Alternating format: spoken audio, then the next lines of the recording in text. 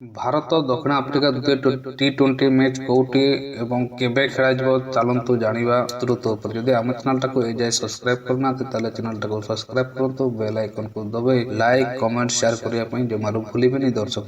ଭାରତ ଏବଂ ଦକ୍ଷିଣ ଆଫ୍ରିକା ମଧ୍ୟରେ 5 ମ୍ୟାଚ୍ ବିଶିଷ୍ଟ ଟି20 ସିରିଜର ଦ୍ୱିତୀୟ ମ୍ୟାଚ୍ ଡିସେମ୍ବର 11 ଚଣ୍ଡିଗଡ଼ଠାରେ ଖେଳାଯିବ। ପ୍ରଥମ ମ୍ୟାଚରେ ବିରାଟ ବିଜୟ ପରେ ଟିମ୍ ଇଣ୍ଡିଆ 1-0ରେ ଆଗୁଆ ଅଛି। ଏବେ ସିରିଜ ଆଗକୁ କରିବାକୁ ଚେଷ୍ଟା କରିବାକୁ ଅନ୍ୟ ପକ୍ଷରୁ ଦକ୍ଷିଣ ଆଫ୍ରିକା ପୁନରାଗମନ ଆଶା ନେଇ ପଡ଼ିଆକୁ ଫେରିବାର ଉତ୍ସାହିତ ଦେଖିବାକୁ ମିଳିଛି। ଦ୍ୱିତୀୟ ଟି20 ଆନ୍ତର୍ଜାତିକ ମ୍ୟାଚରେ ଚଣ୍ଡିଗଡ଼ଠାରେ ମହାରାଜା ଯାଦବ କ୍ରିକେଟ ଷ୍ଟାଡିୟମରେ ଖେଳାଯିବ।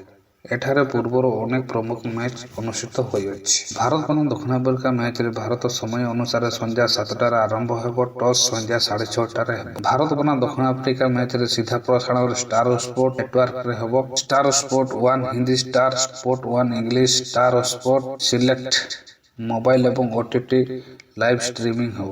ଦର୍ଶକମାନଙ୍କ ଡିଜ୍ନି ହଟଷ୍ଟାର ଆପ୍ରେ କିମ୍ବା ୱେବସାଇଟ୍ ବ୍ୟବହାର କରି ମୋବାଇଲ ଫୋନ କିମ୍ବା ଲାପଟପ୍ ମ୍ୟାଚ୍ ଦେଖିପାରିବେ। ସମସ୍ତ ଉପଭୋକ୍ତାଙ୍କ ପାଇଁ ଲାଇଭ୍ ଷ୍ଟ୍ରିମ୍ ଉପଲବ୍ଧ ହେବ।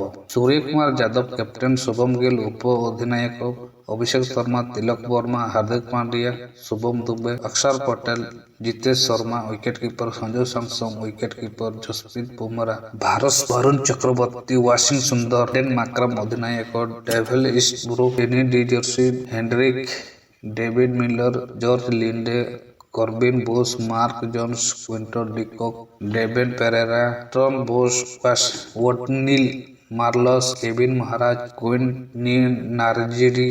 ଉଭୟ ଦଳ ପ୍ରତ୍ୟେକ ମ୍ୟାଚରେ 2026 ଟି20 ବିଶ୍ୱକପ୍ ପାଇଁ ଏକ ଡ୍ରେସ୍ ରିହର୍ସାଲ ଭାବରେ ଦେଖୁଛନ୍ତି।